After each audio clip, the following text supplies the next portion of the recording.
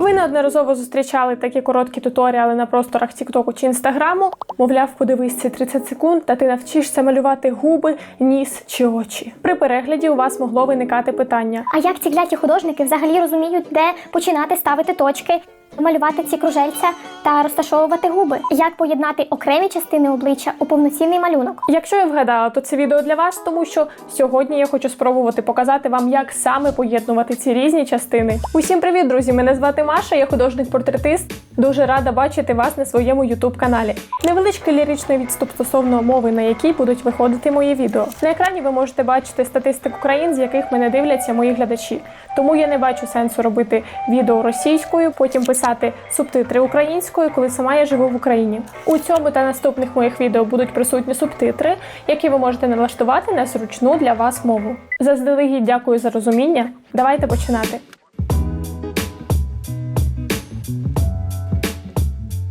Анатомічно склалося так, що наше обличчя можна дуже просто поділити на 3 умовні частини та порівняти їх між собою. Найменша частина від перенісся до основи носа, трохи більша від основи носа до підборіддя та найбільша частина від перенісся до лінії росту волосся. Майже в усіх коротких гайдах нам радять ділити частини обличчя на кола чи прямокутники.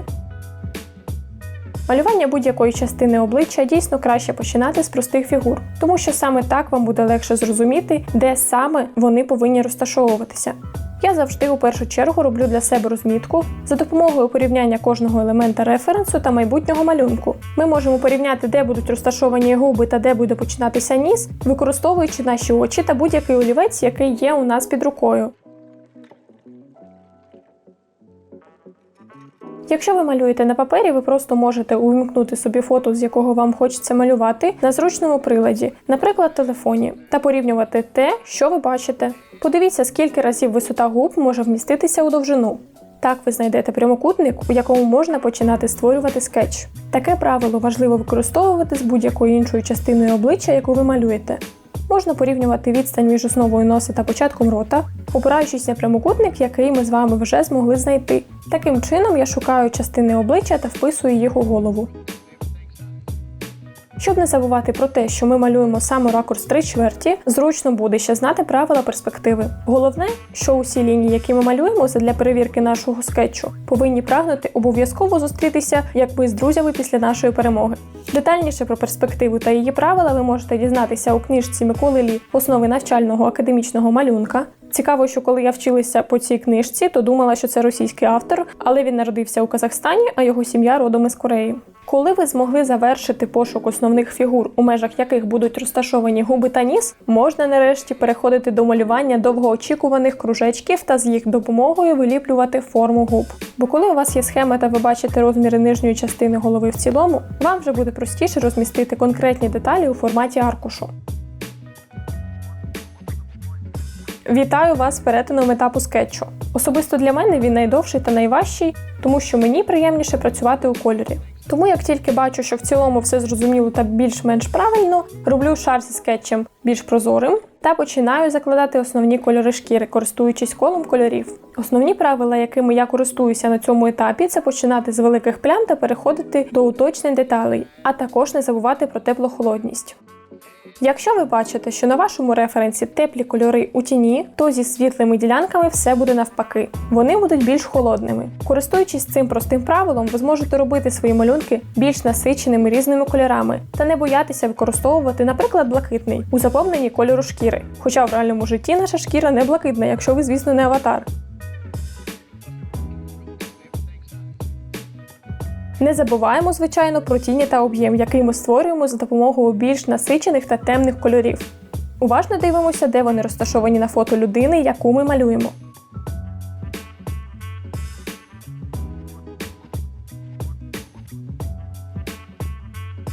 Ви молодці, якщо дійшли до цього етапу. Залишилося найприємніше – зробити декілька відблисків, та наша робота вже має вигляд соковитого арту. Наступний ракурс, який вам може знадобитися – анфас. Щоб було цікавіше та корисніше дивитися цей туторіал, я вирішила намалювати також чоловічі губи. Частіше у житті ми зустрічаємо чоловіків з менш об'ємними губами, ніж на моєму референсі. Ця ямочка, з якої починаються губи у чоловіків, буде більш явна та ширша. А також ніс у чоловіків зазвичай ширший, ніж у жінок. Тримаємо це у голові та, звичайно, опираємось на референс, з якого робимо малюнок. Для зручності можна зробити собі маленьку палітру основних кольорів, які ви хочете використовувати у малюнку, щоб потім знати, що у вас є готові чисті кольори для світлих та темних ділянок, та у них ви можете підмішувати інші кольори по принципу малювання фарбами. Також для малювання чоловічого портрету характерна менша кількість деталей та відблисків. Краще сконцентрувати увагу на деталях обличчя навколо рота та трішки пропрацювати щетину.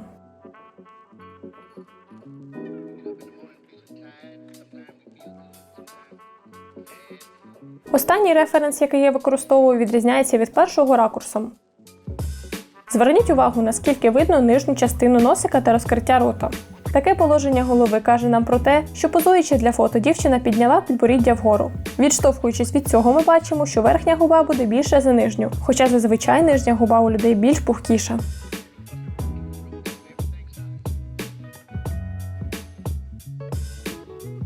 Ось так виглядає фінал нашої сьогоднішньої роботи.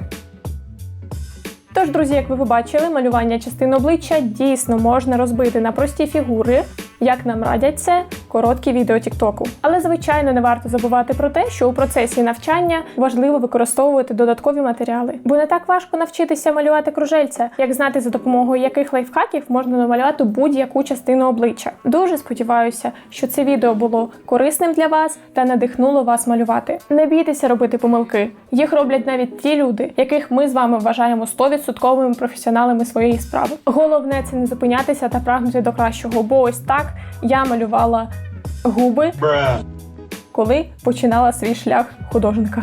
Дуже дякую вам за перегляд. Не бійтеся починати робити свої відео українською, тому що саме нам з вами потрібно цеглинка за цеглинкою будувати наш якісний україномовний контент.